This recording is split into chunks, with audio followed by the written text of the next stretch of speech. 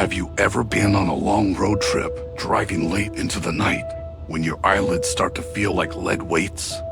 The highway hypnotizes you, the white lines blurring into one. All you want is a bed, any bed. You see a flickering neon sign ahead, promising vacancy. It looks a little run down, maybe a bit isolated, but it's a place to rest your head. You pull in, telling yourself it's just for one night. But some nights last a lifetime. Tonight, we re-checking into two tailies from just such a place, a forgotten motel on a lonely stretch of road where the guests who check in don't always check out. These are stories whispered by truckers and terrified travelers. Tales of what happens when you choose the wrong door to knock on in the dead of night. So lock your doors, turn down the lights, and listen closely. Our first story begins with a young couple, Leo and Clara. They were heading cross-country, chasing a dream of opening a small bookstore by the coast. Their car, a vintage station wagon packed with their entire lives, decided to give up the ghost on a desolate highway miles from anywhere. With no cell service, their only option was to walk. After what felt like an eternity under a cold, indifferent moon, they saw it. The Sleepy Hollow Motel, its sign buzzing like a dying insect. The man at the front desk was unsettling. His eyes were pale and seemed to look right through them, and his smile never quite reached those vacant eyes. His name, he said, was Norman. He gave them the key to room 7, the last room at the very end of the row. The room was dated but clean, almost unnervingly so. Not a speck of dust, not a single stain on the faded floral carpet. Leo, ever the pragmatist, was just happy for a soft bed. Clara, however, couldn't shake a feeling of being watched. She kept glancing at a large, framed painting on the wall, a stern-looking woman in a high-collared dress. The woman's eyes in the portrait seemed to follow her every move. Shrugging it off as exhaustion, she tried to sleep. That's when the scratching started. It was faint at first, coming from inside the wall behind the headboard. Scrape. Pause. Scrape. Leo, a heavy sleeper, heard nothing. Clara lay there, paralyzed with fear, her heart pounding a frantic rhythm against her ribs. The scratching grew more insistent, more desperate. It sounded like fingernails clawing at wood. Then, a new sound joined the scratching, a soft, raspy whisper. It was a woman's voice, coming from the same spot in the wall. "He won't let me leave," it hissed, the words drawn out and filled with despair. "He keeps me here." Mother's boy. Clara nudged Leo awake, her voice a trembling whisper. "Did you hear that?" Leo, groggy and annoyed, heard only silence. "It's just the old pipes, Clara. Go to sleep." But Clara knew what she heard. She crept out of bed and pressed her ear against the cold floral wallpaper. The scratching stopped. The whispering stopped. All she could hear was the frantic thumping of her own heart. Just as she was about to dismiss it as a waking nightmare, the voice came again, this time right in her ear, as if someone was standing right behind her. "Get out." The voice was cold, sharp, and full of warning. Clara screamed, stumbling back and crashing into the nightstand. Leo was finally wide awake, demanding to know what was wrong. As he flicked on the lamp, the light fell on the painting of the old woman. But something was different. In the dim light, Clara could have sworn the woman's painted lips were curved into a smug, cruel smile. That was it. Clara grabbed their bags, insisting they leave right now. Leo, seeing the sheer terror in her eyes, didn't argue. They practically ran from the room, fumbling with the lock. As they burst out into the cold night air, Clara glanced back at the window of their room. For a split second, she saw a silhouette in the window, not the strange desk clerk, Norman, but the figure of an old woman, just like the one in the painting, watching them go, They didn't stop running until the motel was a distant, dying light in their rearview mirror.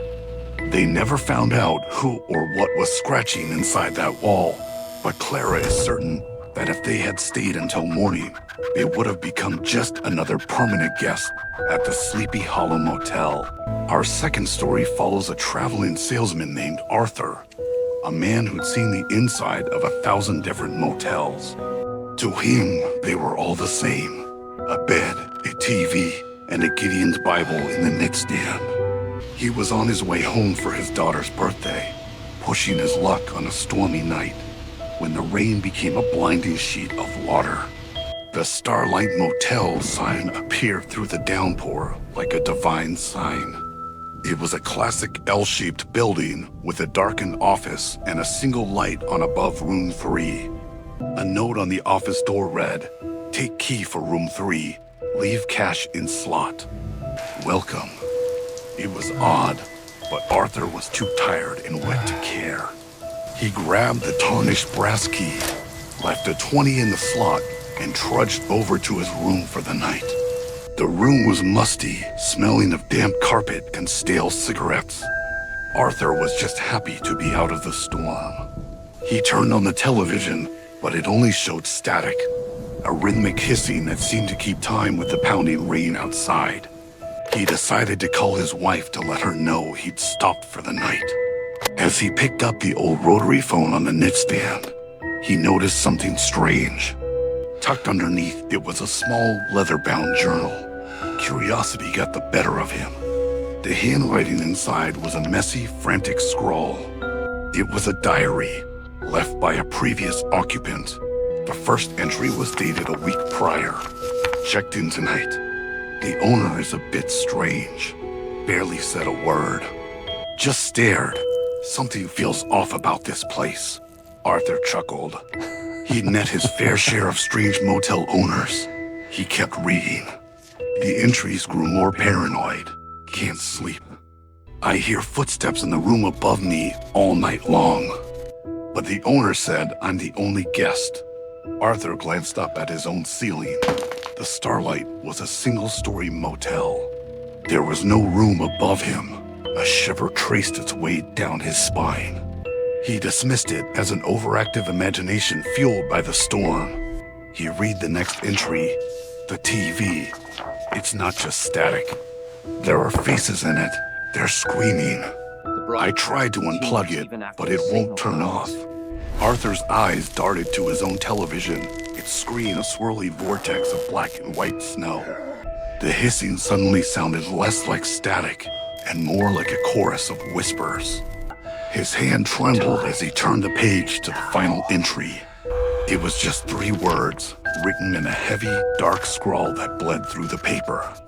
Keys in the walls. Suddenly, the power in the room cut out, plunging Arthur into absolute darkness. The only light was the faint, ghostly glow of the static-filled television screen. The hissing grew louder, the whispers more distinct. And then he heard it, a slow, rhythmic thudding. It wasn't coming from the ceiling or the floor. It was coming from inside the wall right behind his bed. Thump, thump, thump. It was a steady, deliberate sound, like a slow, patient heartbeat. Panic seized him. He scrambled for his keys, his bag, anything. His fingers fumbled in the dark, his breath catching in his throat. He had to get out. As he finally found the doorknob, he risked one last look back at the TV. For a fleeting moment, the static cleared. In its place was a grainy image of the very room he was in. But in the image, a tall, shadowy figure was slowly emerging from the wall behind the bed, its long, thin arms reaching out towards the empty mattress where he had been just moments before. Arthur didn't wait to see more. He burst out into the raging storm, leaving his belongings, the diary, and the $20 behind. He drove all night, never looking back. The image of the figure in the television burned into his mind. He made it home for his daughter's birthday, but he never stayed in a roadside motel again. These motels, nestled in the forgotten corners of our country, hold more than just tired travelers. They hold secrets. They are repositories of fear, loneliness, and the strange things that happen when the sun goes down. The next time you find yourself on a lonely road late at night, and you see that flickering vacancy sign, maybe just keep driving. A few more hours on the road is a small price to pay for your peace of mind, or maybe even your life.